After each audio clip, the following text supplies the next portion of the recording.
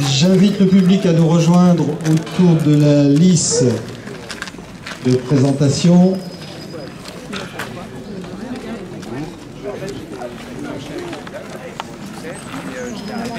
Et les premiers à ouvrir le bal sont les ânes de Pierre-Olivier, pardon. Pierre-Olivier Dufy. Alors on a un âne commun, un âne du Cotentin. Le Cotentin, c'est celui-là. L'âne commun qui est derrière. Et le Bourbonnais, le petit ou la petite, je sais pas. C'est des filles. Alors on dit pas des filles pour des chevaux, c'est un peu ridicule. On dit des ânesses. On dit une ânesse ou une jument ou une vache. On dit pas des filles, quoi. Et les éleveurs de chèvres, quand ils appellent le troupeau, ils disent « Allez les filles ». Bon, pourquoi pas. Pourquoi pas. Oui, Jean-Philippe, si tu veux. Voilà, écartez-les un peu, qu'on puisse. Il y en a qui veulent faire des photos, voilà, pas trop près les uns les autres. Allez, Rita.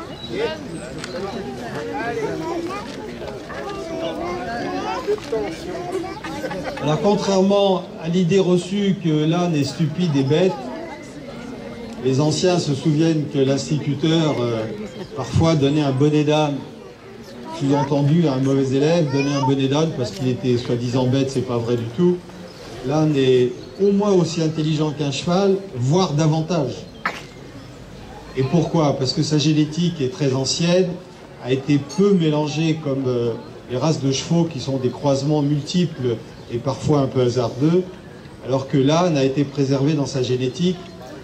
Il a été élevé dans des régions parfois hostiles, le climat rude du centre de la France par exemple, et sa vie dehors. Alors il est philosophe là, il dit « moins j'en fais, mieux je me porte ». Oui, c'est la vérité. Alors on les habitue à travailler, on les habitue à tirer une voiture, parce que le fait de tirer c'est un réflexe. Vous mettez une corde sur le poitrail d'un cheval, même d'un jeune cheval, et vous vous placez à côté ou derrière, par réflexe. Il va tirer sur la corde pour se libérer de la tension de la corde. C'est pas pour vous faire plaisir, pour tirer la voiture, c'est pas vrai. C'est juste pour se libérer de la tension. Et à force de prendre cette habitude, il va finir par l'accepter. Après, avec le dressage d'un cheval ou d'un âne qu'on fait d'abord à pied, ensuite monté ou avec des longues rênes, on habitue le cheval ou l'âne à tirer. Autrefois, les agriculteurs prenaient une bûche de bois ou un pneu de tracteur très lourd avec des traits en chaîne ou en corde et habituaient le cheval à l'entrée d'un champ labouré à tirer. Alors je peux vous dire qu'au début c'était une défense, et au bout de 100 mètres ils s'arrêtent, hein, dans le champ labouré ils sont épuisés, ils s'arrêtent. Mais c'est pas pour nous faire plaisir. Ne croyons pas ça. Tu mets le Cotentin de travers qu'on voit bien sa croix. Voilà, sur le dos des ânes, la plupart d'entre eux, et certaines races de chevaux anciennes comme le fjord, on a comme un symbole de croix sur le dos du cheval. L'épaule sur le dos de l'âne, de chaque côté, et puis ça part jusqu'à la queue. On appelle ça la croix de Saint-André. Est-ce que quelqu'un dans le public sait pourquoi on dit la croix de Saint-André? On ne sait pas. Alors la légende raconte que Jésus rentrant à la maison le jour d'un Saint-André, il était monté sur un âne pour rentrer chez sa mère, et Marie, contente de voir Jésus rentrer à la maison, a tracé sur le dos de l'âne le symbole de la croix. La légende, chacun croit ce qu'il veut, mais l'appellation de la croix de Saint-André vient de là. À Nazareth, quand Jésus est rentré d'un périple en Galilée, je ne sais où, sa mère donc était si contente de le voir rentrer, parce qu'il avait quand même beaucoup d'états d'aventure sur tout son parcours, ça on peut en attester, et Marie a tracé sur le dos de son âne le signe de la croix, et elle est restée. C'est une belle histoire. Encore une fois, chacun croira ce qu'il veut. Encore un petit tour, Pierre-Olivier, s'il te plaît. Donc on est bien d'accord, là n'est pas du tout stupide. Au contraire, il est très malin. Il s'économise simplement. Et puis quand on parlait de l'ancienneté de la génétique, arrêtez 2 secondes. Remets-le au milieu, le Bourbonnais là. On voit bien sur les membres du cheval, non pas les pattes, hein, on dit les membres d'un cheval, les zébrures. Fais-nous voir les zébrures, s'il te plaît. Voilà. Comme un zèbre un petit peu, ça atteste de l'ancienneté, vraiment plusieurs siècles de génétique chez l'âne. Les chevaux n'ont plus ça. Encore une fois, on parle des croisements multiples qui ont un peu altéré ces signes caractéristiques de la race. Et les zébrures sont, on en a encore un petit peu sur le Cotentin, là-bas, sur les antérieurs. Voilà. Merci, on les reverra tout à l'heure si on fait une photo de famille. Vous pouvez les remercier en les applaudissant un petit peu, ça leur fera plaisir. Et en plus, comme ils sont un peu cabots,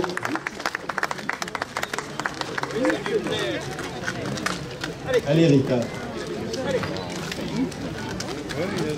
On est fiers d'avoir les ânes au syndicat des éleveurs, avec notamment Pierre-Olivier, parce que ceux qui connaissent un peu les chevaux ont remarqué que les pieds, les sabots de nos ânes étaient parfaitement parés, taillés pour leur confort.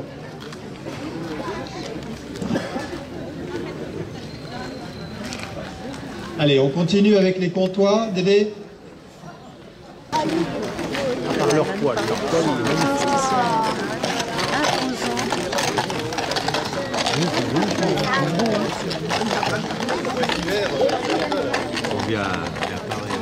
On change complètement de style et de race. Tu les arrêtes face au public, Dédé?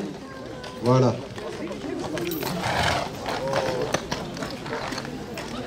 Avec deux chevaux comtois. Donc comtois, Franche-Comté, Bourgogne, on n'est pas loin. Le berceau de la race du cheval comtois, c'est Mèche, dans le Doubs. Et puis, le type de la race du cheval comtois, c'est d'abord la robe, le modèle un peu plus petit que les percherons qu'on verra après, trapu, un peu court comme ça dans son dos, et caractérisé par cette robe alezane et des crins blonds. Ils ne sont pas décolorés, hein, c'est naturel chez le cheval comtois. Le crin très clair, la queue, le bas des membres et la robe alezane. Alors alezane en général c'est robe, crin et queue de la même couleur. Là c'est de la même couleur sauf que les crins et la queue ont clairci. Alors quelques comtois sont encore bais, il y en a très peu, il en existe, parce que la race comtoise a été créée d'une branche de la race ardennaise. Mais ne dites pas à un franc-comtois que son cheval est issu des Ardennais, des fois ils sont un peu susceptibles. Un délai. Voilà. C'est un cheval une fois qu'il est bien dressé, qu'il est bien habitué et qu'un protocole de dressage a été bien respecté, sont des chevaux assez proches de l'homme, assez calmes et qui tirent un peu moins dans la placidité, avec un peu de force, mais avec du travail, on arrive à en faire de très bons chevaux de service. Alors, le cheval de gauche a la robe avec les poils beaucoup plus longs. C'est peut-être dû à son âge. Il faut dire que c'est ça, Dédé. Hein, 24 ans, ça commence à faire. La moyenne des chevaux bien soignés, ça peut aller jusqu'à 28, 29, parfois 30. Des poneys ou des ânes survivent au-delà de 30 ans. Mais le cheval ne sait pas se plaindre, ne sait pas dire qu'il a mal quelque part. Donc c'est le rôle de l'éleveur de veiller au bon soin et à la bonne santé de son cheval. L'autre jour, au syndicat des éleveurs, une personne nous a appelé en disant « J'ai un cheval qui a 29-30 ans, je voudrais le vendre. » On leur a dit « Madame, un cheval de 30 ans, ça ne se vend pas. Qu'est-ce que je peux en faire? Il est vieux, il mange presque plus. » Et on leur a dit « Madame, endormez-le. » On s'est fait insulter, on n'aime pas nos chevaux si on dit qu'il faut les endormir. Il faut être un peu intelligent et savoir qu'un jour, la décision difficile à prendre, il faut la prendre. J'ai personnellement endormi quelques chevaux à la maison plutôt que de les voir souffrir et le cheval ne sait pas se plaindre. Alors pourquoi il ne sait pas se plaindre, le cheval? Pourquoi il ne sait pas, si vous mettez un coup de pied à votre chien, il va pousser une gueulante. Le cheval, vous pouvez lui donner un coup de pied, il ne dira rien. Pourquoi? Parce que le cheval, c'est un gibier. Et ceux qui connaissent un peu la chasse savent qu'un gibier blessé ou pris par les chiens ne se plaint pas et ne crie pas. aussi bien une antilope, une chèvre, ou quel que soit l'herbivore en question. Et le cheval, c'est pareil. On ne crie pas pour pas se signaler par rapport aux prédateurs, la meute de loups ou les fauves qui vont vous attaquer. Et le cheval ne se plaint pas, ne sait pas se plaindre. Il est ni quand il est content de voir un copain, pas quand il est content de vous voir, sauf si vous avez un seau de grain à la main. Voilà. Donc il faut bien comprendre ça et savoir en prendre soin et ne pas faire d'anthropomorphisme un peu stupide qui fait qu'on les laisse vivre jusqu'à un âge très avancé. Ils sont handicapés, ils ne mangent presque plus. Il faut prendre la décision. On ferme la parenthèse. Tu nous refais un petit tour, Dédé ?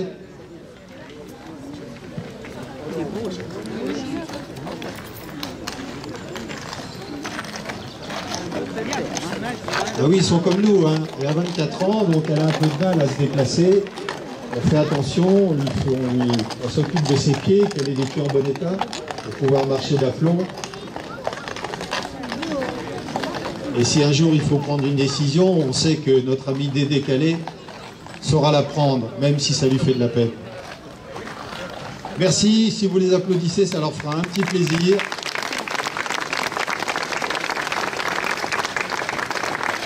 Merci Dédé. Les chevaux comtois.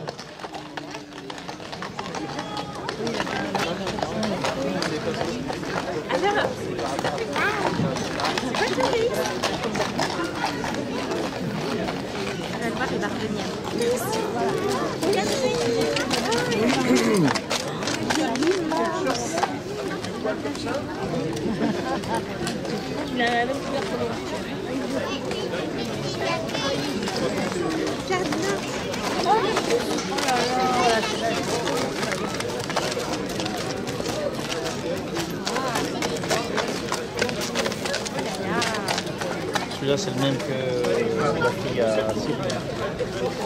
Celui-là, là. Sauf que celui de comment ça s'appelle? Alors, on a une question sur le poil d'hiver. Le cheval comtois, le deuxième qu'on vient de voir passer, avait un poil très long. Plus les chevaux vieillissent, plus le poil est long. Alors, poil d'hiver, ça veut dire quoi? On va les arrêter au milieu. Poil d'hiver, ça veut dire quoi? Eh bien, à la Toussaint, à la Saint-Hubert, les chevaux mettent le poil d'hiver, c'est-à-dire qu'ils ont le poil qui s'allonge. Pourquoi? Pour les protéger du froid, du vent, de la pluie. Le poil est toujours un peu gras, ce qui fait que la pluie ne pénètre pas trop sous la robe. Et le poil d'hiver est en train, aujourd'hui, depuis quelques jours, de tomber. Quand vous tirez sur le poil du cheval, je ne sais pas si ça va le faire avec elle, mais si, ça le fait. Hein. Voilà, vous prenez un peu de poil et ça vient tout seul. Parce qu'ils sont en train de le perdre. Alors pour le perdre, ils se roulent dans l'herbe, dans le pré, dans la paille, des fois dans le crottin. Donc le poil s'en va et d'ici début mai, à peu près tout le poil sera parti et les éleveurs auront moins de travail, soit pour les brosser, soit pour les laver. Voilà l'explication du poil d'hiver. Alors on a changé encore avec la race des percherons. On a la maison bélier et la maison moussu. C'est ça? Alors il y en a une là, c'est une, hein, oui, qui piaffe un petit peu, l'impatience. Je ne sais pas si elle est plus jeune ou si c'est comme ça, elle est toujours un peu impatiente. La robe du percheron à la naissance est noire, le percheron naît tout noir. Et puis au fil des mois et des semaines et des mois, sa robe s'éclaircit jusqu'à devenir presque blanche. Encore qu'on ne parle pas d'un cheval blanc pour le percheron, on dit gris très clair, parce qu'il y a toujours quelques poils gris dans la robe. Oui, c'est le stress, le petit crottin qu'on fait sur la carrière de présentation, c'est un petit peu le stress. Alors la tradition est respectée chez la maison Bélier, la maison Moussu, avec le nattage à la laine rouge, c'est du travail, ça aussi ça s'apprend, et les jeunes de la maison apprennent à natter les chevaux, il faut laver la crinière, il faut laver la robe, il faut laver la queue. Alors la jument Bélier qui est plus à droite a gardé un peu cette robe truitée, un peu, elle a quel âge maintenant? 16, ça va encore. On ne sait pas si elle deviendra aussi claire que l'autre, parce qu'à 16 ans, en général, ils sont vraiment très très clairs. Elle garde du gris dans sa robe, on la connaît bien, elle a un dos magnifique, et puis, je sais pas, elle doit faire 850 kilos, au moins. Voilà. On fait encore un petit tour. Allez, les percherons. Alors, pourquoi percherons? Parce que la race vient du Perche. Voilà. Entre Normandie et Bretagne.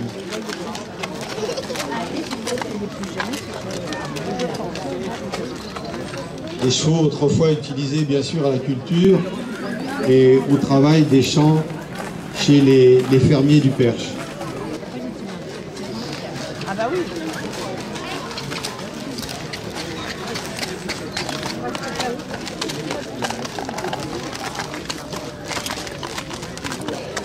Pour la deuxième jument plus claire, on a envie de monter dessus et d'aller se promener. Hein. Elle est ronde de partout. Tiens, reviens au milieu avec la blanche, la claire. Laisse-la en travers. Non, non, laisse-la vers moi, comme ça. Voilà, bouge plus. Mettez-la dans l'autre sens, la tête là-bas. Elle voit sa copine. Voilà, arrête là. Alors quand on dit on a envie de monter dessus, pourquoi? Regardez l'orientation de cette jument. Elle a une orientation à l'endroit, c'est-à-dire que son encolure est en arc de cercle vers le bas, son dos est bien tendu et la croupe a pris la même orientation. Alors, on dit pourquoi on a envie de monter dessus, parce que quand on travaille un cheval, il faut qu'il soit toujours orienté vers le bas. Le cheval qui creuse son dos, qui met la tête en l'air, on n'a plus de prise sur lui, soit avec les jambes, soit avec les aides, que sont les rênes ou les guides. Donc, alors je ne sais pas si elle est montée, Valérie. Elle est montée. Non, elle est montée. Voilà, donc on sent que le travail a déjà commencé avec cette jument. Voilà. On dit qu'elle est bien orientée dans son bout de devant et dans son bout de derrière. Merci encore, applaudissements.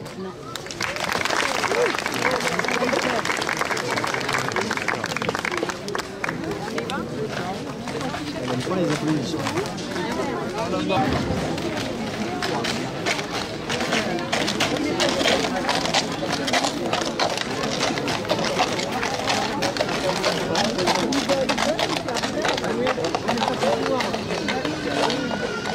Oui, c'est joli aussi une crinière coupée comme ça.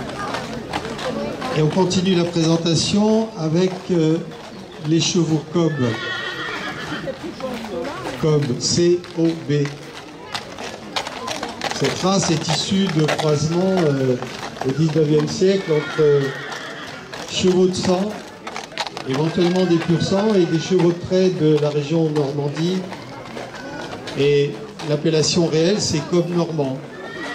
Donc ce sont des chevaux de trait un peu plus légers que les Auxois par exemple, ou les traits du Nord.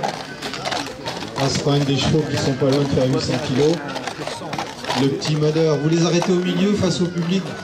Le petit meneur de la maison Moussu qui tient son cheval fait particulièrement attention à ses pieds. Parce que même avec des tennis, si la jument lui marche dessus, il n'y a plus de pieds. Hein. Il peut mettre des béquilles, marcher avec des béquilles pendant 3 mois. Il faut faire extrêmement attention. Le cheval sait à peu près où il pose ses pieds, mais il est beaucoup plus maladroit qu'un chien ou qu'un animal d'une autre race. En fait, leurs grands membres, c'est pas facile quand on a 4 membres. Hein. Pour marcher avec 2, ça va. Avec 4, c'est un peu plus compliqué. Allez, replace-la.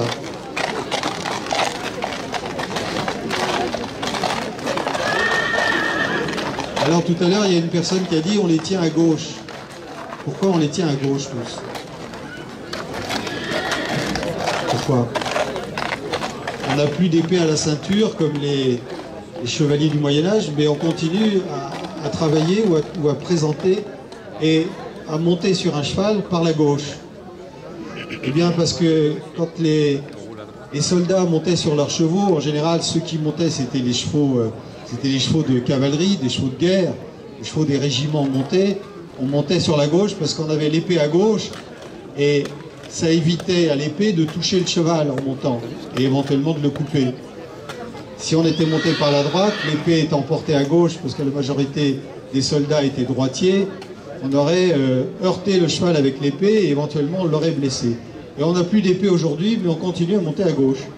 Alors quand le cheval est habitué au bout de plusieurs années, si vous montez à droite, il n'est pas d'accord. Il essaiera et il ne comprend pas. Parce que le cheval, on l'a dit tout à l'heure, n'a pas une intelligence énorme. Ça peut décevoir certains, mais c'est la réalité, on vous expliquera pourquoi. Mais si vous montez à droite, là, il ne comprend pas, parce que vous n'avez jamais monté sur son dos. Vous n'êtes jamais monté sur son dos par la droite. Si vous montez par la droite, il va se défendre, éventuellement il va s'écarter et vous ne pourrez pas monter sur son dos. Donc on monte à gauche et on les promène, on les présente en main, comme font les meneurs qui sont là, les présentateurs, on le fait toujours à gauche. C'est une habitude. Alors ces deux chevaux sont de robe baie. La robe baie, c'est crin, robe, queue et membres noirs pour définir la robe baie. C'est l'élevage moussu là, c'est ça? Alors ils sont attelés, je ne sais pas. Oui, attelés, montés. On fait tout le travail chez Moussu. C'est bien. Bravo pour cette présentation. On vous reverra tout à l'heure pour une photo de famille peut-être. Allez, rejoignez le paddock.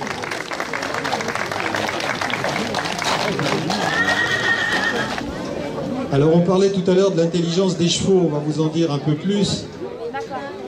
Il faut faire attention quand on parle de l'intelligence des chevaux, parce qu'aujourd'hui les chevaux, notamment dans les clubs, dans les centres équestres, sont pris pour des toutous, pour des peluches, un peu pour des jouets, et c'est une erreur.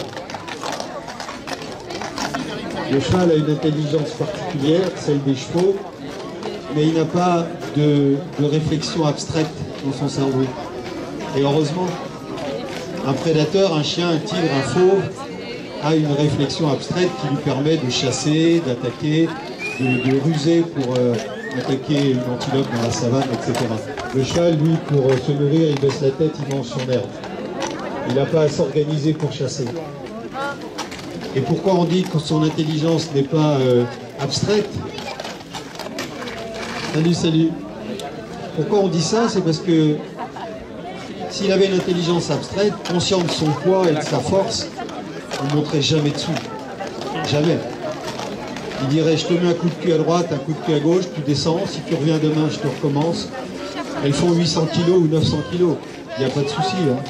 Donc elles n'ont pas la notion de leur poids, de leur force. C'est pourquoi on peut monter dessus. Salut Grégory. Et parfois au spectacle historique de Saint-Fargeau, quand des gens du public viennent voir les cavaliers, ils leur disent vos chevaux s'amusent, c'est pas vrai, ils s'amusent pas du tout. Moi si je descends de mon cheval à l'entrée du plateau du spectacle, direct l'écurie, direct. Alors que vous faites faire des parcours cinétiques à certains chiens, sans les tenir, d'accord? Vous leur apprenez le parcours, vous pouvez toujours apprendre le parcours à un cheval, vous descendez, il saute rien, il s'en va, il rentre à l'écurie. Mais grâce à ça, on peut monter dessus et faire tout ce qu'on fait depuis la nuit des temps. Voilà. Alors ça déçoit un peu les gens, ils ont une intelligence relative, elle est comme ça, il faut l'accepter. D'où la difficulté quand on monte sur un cheval, il faut lui apprendre, il faut le faire accepter. Nous, quand on débourre des poulains à la maison, on met la selle, le tapis, quand ils sont en train de manger. S'ils refusent de prendre le tapis ou la selle, on enlève la nourriture. Pour qu'un jour, ils associent nourriture, bien-être du nourrissage avec le tapis sur le dos. Et puis, quelques semaines après, toujours en mangeant, on met la selle, on sangle un peu, ça, ils ont horreur d'être sanglés, hein, ça les agace.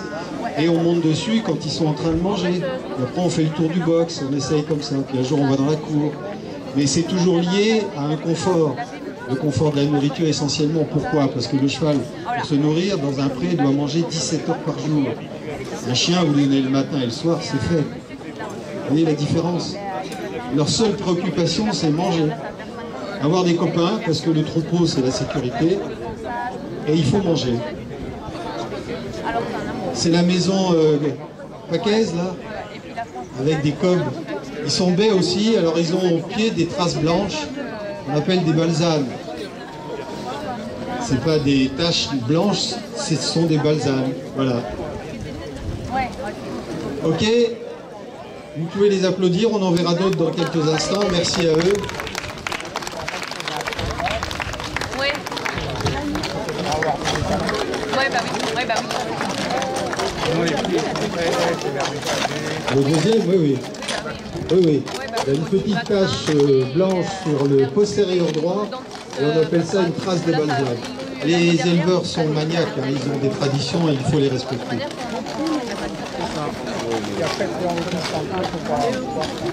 Allez, on marche, on marche, on marche. Tu mets des poils partout, là, regarde. Vous voyez, quand je vous dis qu'ils perdent les poils, c'est terrible. On a changé avec des franches montagnes. Nos amis suisses sont parmi nous. Allez, viens, Guylaine, face au public maintenant. Non, non, reviens là, reviens. Oui, hein, écartez-vous un peu plus. Alors pourquoi on appelle ça, cette race-là, des franches montagnes? Cette race était élevée autrefois pour alimenter en matériel chevalin l'armée suisse. L'armée suisse, donc en montagne. Il fallait des chevaux pas trop grands, avec un pied très sûr, pour trouver l'habilité suffisante pour évoluer dans les sentiers de montagne chez nos amis suisses. Alors quand on parle de l'armée suisse, ça fait un peu sourire, mais à l'époque, il y avait une artillerie suisse. Oui, oui, il y avait une artillerie suisse qui était remontée, comme on disait à l'époque, en chevaux franche-montagne. Ce sont des chevaux très calmes, en général très doux et proches de l'homme. Et ils viennent de la maison de chambre. Ils sont attelés, ils ont eu quelques prix en attelage, plusieurs prix, 5 prix, dont des prix nationaux. Alors on ne peut pas les natter en bleu, blanc, rouge, parce que le franche-montagne, par tradition, on rase la crinière. Et pourquoi on rase la crinière? Parce qu'à l'époque, on les attelait, quand l'armée suisse se mettait en route pour une attaque éventuelle des Indiens du quartier, il fallait aller très vite pour garnir un cheval, comme on disait, il faut garnir le cheval. Et si on avait eu une crinière abondante, ça compliquait le fait de mettre sur le dos du cheval, sur l'encolure, tous les harnais nécessaires pour la traction, la bricole, la sellette, et puis le reculement, etc. Donc, par tradition, c'est la même chose chez les cobs, on rase la crinière.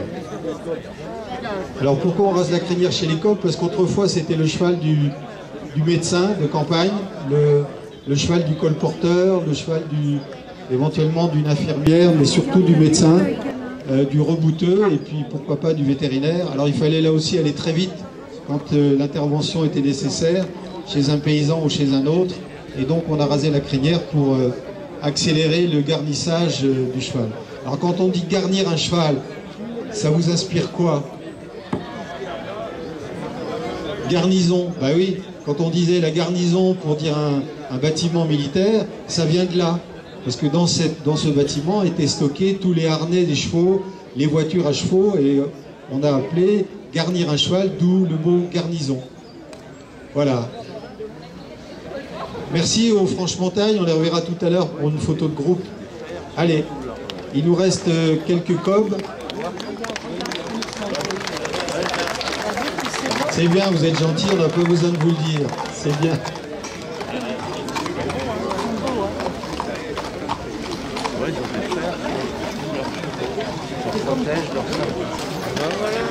Gros, c'est pas des poneys. Non, ça c'est pas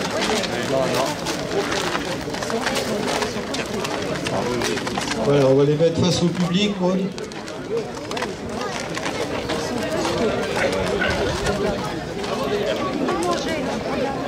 Bah oui, hein.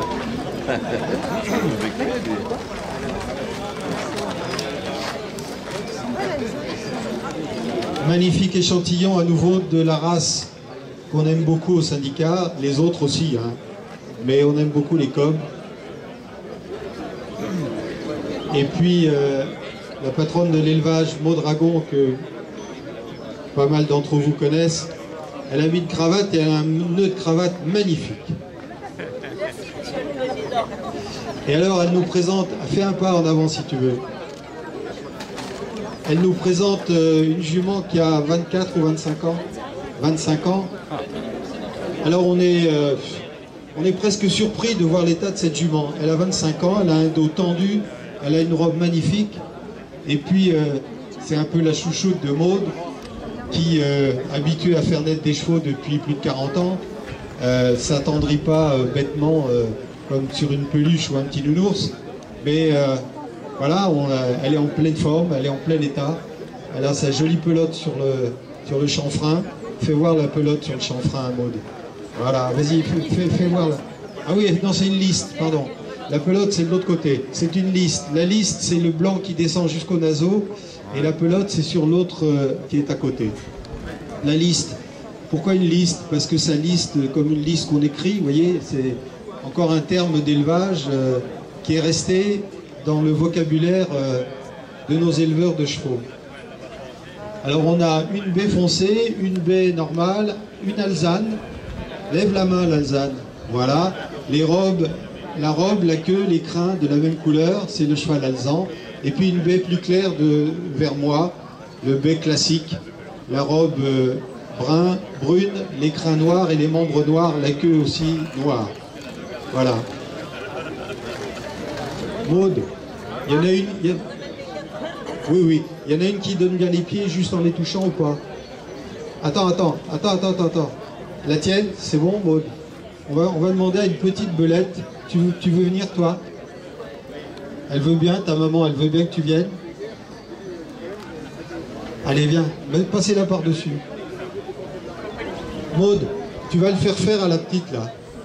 Pour montrer l'habitude, attendez, pour montrer l'habitude des chevaux quand on leur apprend à donner les pieds. Pourquoi on leur apprend à donner les pieds? Parce que si vous pouvez toujours tirer dessus, s'ils ne veulent pas vous le donner, ils ne vous le donnent pas. On le fait très jeune, presque à la naissance, on leur prend les pieds, parce que là on peut le faire, et tous les jours l'éleveur prend les 4 pieds de son cheval. Parce que prendre le postérieur, ou même un antérieur d'un cheval qui n'est pas d'accord, ça peut être dangereux, ça peut être cause de tas de problèmes. Tu vas voir Maud là-bas qui va te montrer comment on prend le pied du cheval juste en touchant le pied, tu vas voir. Elle va te le donner tout de suite. Mets-toi bien le dos vers l'extérieur. Tu tapes dessus et elle va le soulever. Eh ben non. Regarde, vas-y, prends-le. Tape dessus et après tu tires sur le poil. Prends le poil dans la main. Allez, vas-y. Allez, et tu mets une main en dessous. Mets une main en dessous. Ah oui, non, Une main devant. Allez, vas-y, mets la main dessous dès qu'elle le soulève. Ah bah, Vas-y, bon, commence et puis elle va te dire après.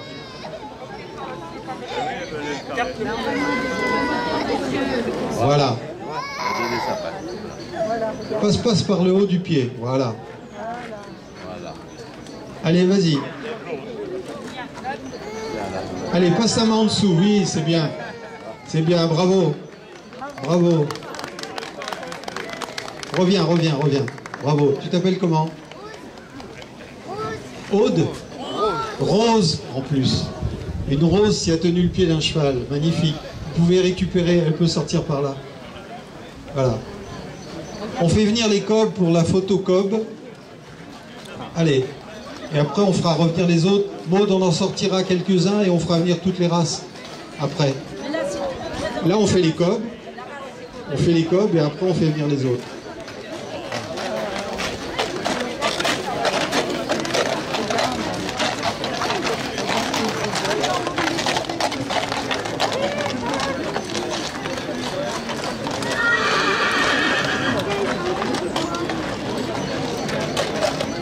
Oscar, je te prends en photo.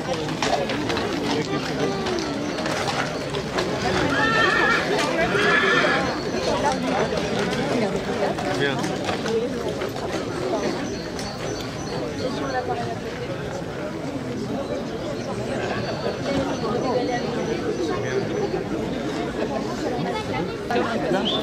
C'était pour tirer les engins, pour monter les tracteurs. Alors regarde. Ouais.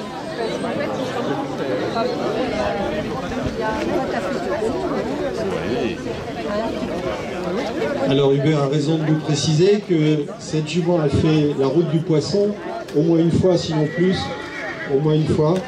Et puis Maud nous précisait que les 8 chevaux qui sont là, il y a 3 cousinages, c'est-à-dire qu'il y a 3 familles. Alors chez l'éleveur, il peut savoir d'où vient tel cheval, tel jument ou tel cheval. Parce qu'il a l'habitude, il les voit à la naissance, et puis c'est lui qui choisit les paires, les étalons, les croisements, qui sont plus très présents ici, mais qu'on trouve en Normandie. Il faut aller où, Maud, pour l'essayer? Il faut aller en Normandie. Il faut insémination, plus ou moins. Ouais, c'est pas trop. Voilà. Donc, on est assez fiers de cette brochette, si on peut dire, de chevaux coqs. Et si vous les applaudissez une dernière fois, ça leur fera bien plaisir.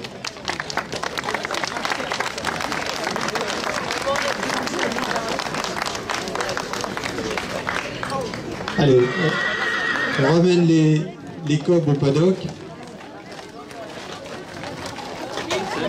Tu vois, Rose, c'est du travail pour présenter un cheval. Hein.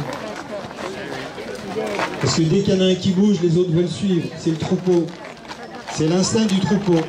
Donc si on veut en maintenir un ici, c'est... Et puis on va prendre un représentant de chaque race pour que les amateurs de vidéos et de photos puissent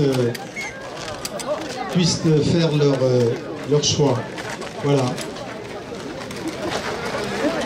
On essaye d'éviter les frottements. Allez, un franche-montagne. On peut serrer un peu au bout de la lisse, s'il vous plaît, là-bas. Voilà.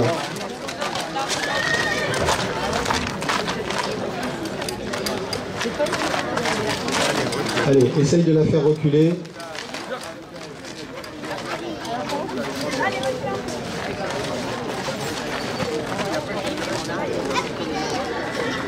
Alors, petite information sur les allures des chevaux. Vous avez vu que la jeune fille qui fait reculer la percheronne, là, est-ce que vous avez remarqué comment le cheval pose ses pieds en reculant? Regardez bien. Regardez. 1, 2, 3 si tu peux.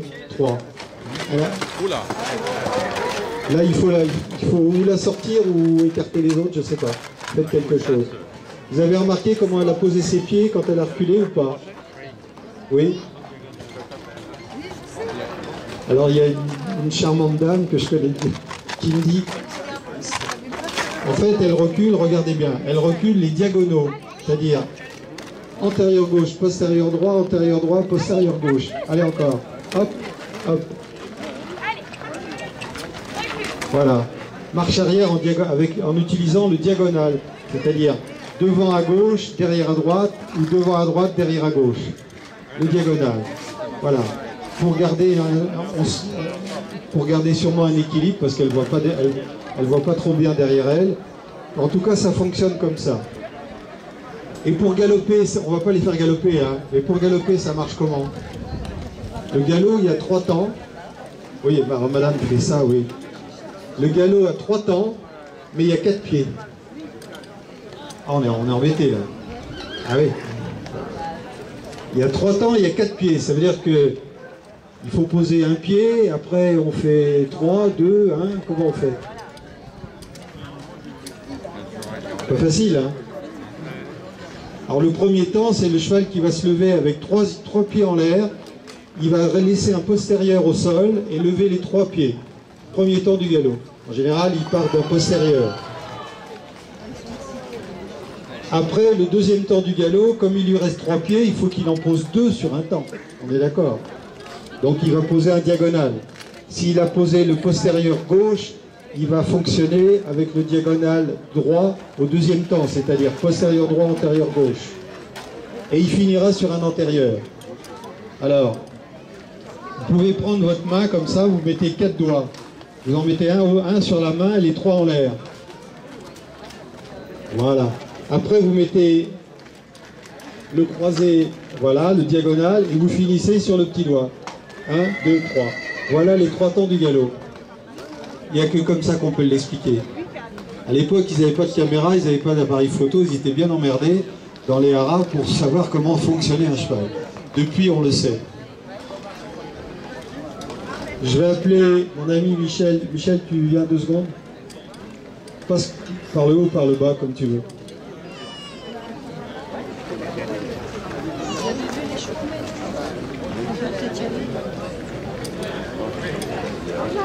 Michel Kotovchiking, le maire de Toucy, que je remercie personnellement avec son équipe, parce qu'il ne fait pas tout, mais il est quand même un peu avec Toucy Animation, je ne sais pas où ils sont, j'en ai vu quelques-uns tout à l'heure, pour ce beau marché magnifique qu'on aurait bien du mal à ne pas honorer, et à ne pas le dire ici, ce ne serait pas possible, Michel. Alors, naturellement, le beau marché, c'est depuis quelques années, grâce au syndicat d'élevage de Lyon, ce sont essentiellement les chevaux. Mais il faut se rappeler quand même que les marchés de Toucy étaient exceptionnels, puisque à une époque, il avait été compté par le garde champêtre plus de 1000 animaux à Pierron. Alors, quand on parle d'animaux à Pierron, on parle des chevaux, des vaches, des cochons, avec de la corne. Hein? Donc ça a toujours été un marché exceptionnel, surtout un marché aux bestiaux et un marché des produits frais, et, des œufs, du beurre et des volailles qui se déroulaient à la salle polyvalente, où vous pouvez encore aujourd'hui aller voir une présentation d'Aviculture 89. Alors je remercie particulièrement donc les éleveurs. Malheureusement, il y a des écuries qui ferment parce que les propriétaires partent en retraite, ce qui explique un petit peu la moindre représentation par rapport aux années précédentes. Mais je remercie ces éleveurs moins nombreux qui sont venus. De toute façon, ils vous présentent toujours des animaux de qualité. Et puis je vous rappelle, cet après-midi à 15 h, ne manquez pas, ils ont concocté un programme, un défilé en ville que vous ne manquerez pas, je pense, d'apprécier au regard de leur programme. Martial vous en donnera un petit mot, donc ne manquez pas ça. Alors, la fête, c'est pareil, il y a la fête foraine, il y a les expositions dans différents endroits de la ville. Donc je vous invite à passer une excellente journée à Toucy, le soleil est là, je pense que ça pourra durer jusqu'en fin de soirée. Et puis Martial, je te laisse la parole. Merci Michel. Je voudrais qu'on applaudisse au nom du maire, toute l'équipe de Toucy Animation, tous les bénévoles, c'est pas facile d'en trouver des bénévoles aujourd'hui, qui se donnent du mal et qui se décarcassent pour organiser cette journée exceptionnelle. Voilà. On se revoit, donc on a dit 15 h pour le départ du défilé. Alors, tout à l'heure j'ai entendu quelqu'un qui disait, c'est quoi les tâches que les chevaux ont sur... on va prendre celle-là, les chatouilleuses, on va prendre l'autre. Mais là, un peu en travers. Avance là.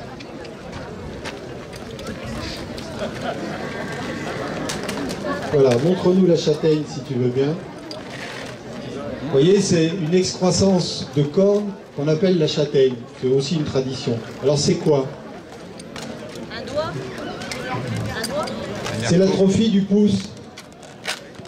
Le coq, ça s'est transformé en ergot, et chez le cheval, il marchait sur ses 4 doigts il y a 3 millions d'années, qui se sont transformés en un seul doigt dans le sabot. Il restait un doigt en l'air, c'était le pouce. Et le pouce s'est atrophié au fil des millénaires, et il reste cette petite trace de corne sur l'avant-bras du cheval. Et on appelle ça, c'est joli à savoir, la châtaigne. Voilà. Et il y en a sur les 4 pieds, sur les 4 membres. On le voit bien sur les chevaux clairs, évidemment. Voilà. Merci. C'est fait, les photos sont terminées. On va les laisser rentrer au paddock. On vous donne rendez-vous à 15 h pour le défilé. Vous ne serez pas déçus. Les éleveurs ont concocté un thème basé sur le cinéma. Voilà. Alors il paraît qu'il y aura un défilé. Dans le défilé, il y aura un attelage de Zorro. Je ne sais pas si c'est Zorro ou les 3 mousquetaires. Enfin, il y aura vraiment une animation particulière cette année. Merci au public. On vous retrouve à 15 h pour le défilé dans Toucy.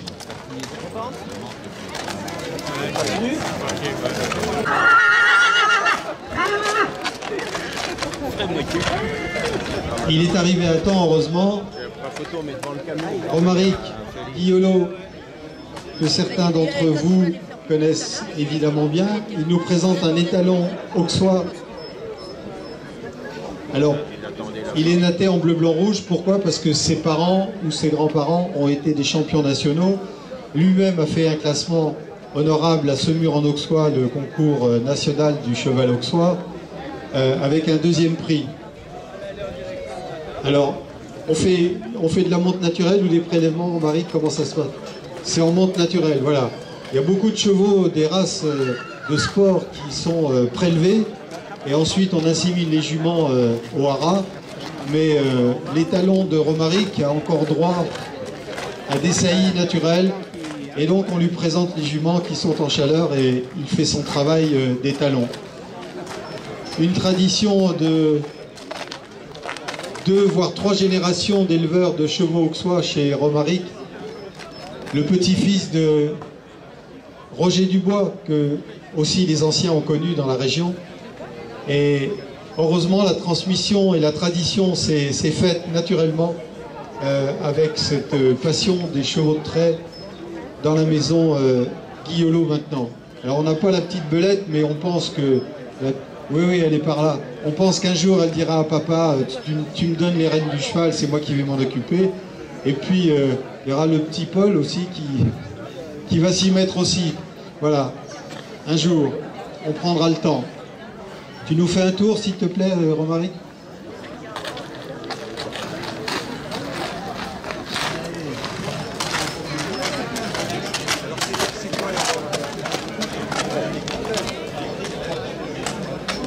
Alors, robe très originale, griffère, c'est caractéristique du cheval auxois.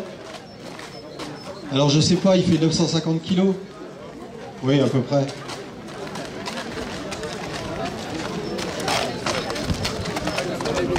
Avec les membres très fournis en poils et en crin. On appelle ça des fanons. Alors ça protège les tendons des membres, mais c'est un souci pour l'éleveur parce que l'hiver, quand les prés sont un peu humides, parfois il peut y avoir certains soucis dans les crins, les fanons qui sont un peu trop nombreux sur les membres du cheval. Donc Romaric est attentif à ça et surveille ça de très près pour éviter ce qu'on appelle la gale de boue, qui est un souci majeur dans les membres de certains chevaux de trait. Tu nous fais encore un tour, Romaric? Alors il sera dans le défilé cet après-midi, hein? Attention la chambrière, Philippe. Oula. Même s'il ne la voit pas, il l'entend, hein? Oui, il sera dans le défilé. Oui. Alors on va peut-être pas le mettre au milieu des juments, il va retourner au camion, bon, tu sais pas. Dans un coin, tu le laisses par là, il bougera pas. Applaudissements pour la maison Guillolot à Fontenoy. Tradition qu'on apprécie vraiment chez cet éleveur pour le cheval auxois.